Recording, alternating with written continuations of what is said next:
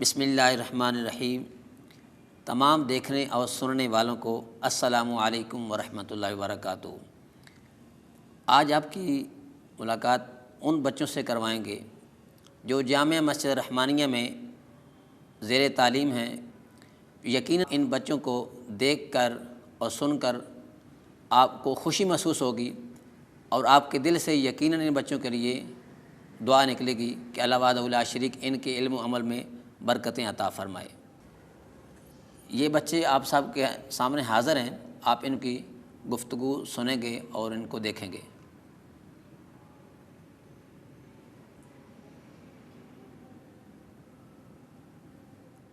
اب ہم سنتے ہیں محمد ساحل سے وضو کے فرائض کون کون سے ہیں۔ جی محمد ساحل۔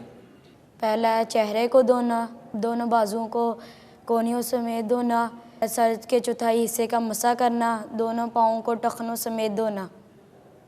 ماشاءاللہ انہوں نے وضو کے فرائض سنائے ہیں۔ آپ انہی سے سنتے ہیں کہ وضو کے جو فرائض ہیں اس کا ذکر قرآن پاک میں کہاں موجود ہے۔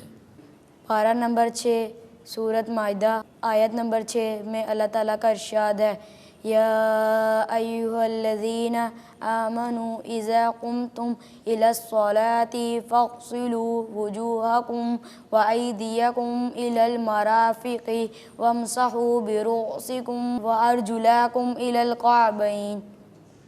ماشاءاللہ محمد ساحل نے وضو کے فرائض بھی سنائے اور پھر یہ بھی بتایا کہ وضو کا جو قرآن میں ذکر ہے وہ کہاں پہ ہے۔ امید کرتے ہیں کہ آپ ان بچوں کی گفتگو کو پسند کریں گے اور آپ بھی اسی طرح اپنے بچوں میں ذوق پیدا کریں، ان کو قرآن و حدیث سکھانے کی کوشش کریں۔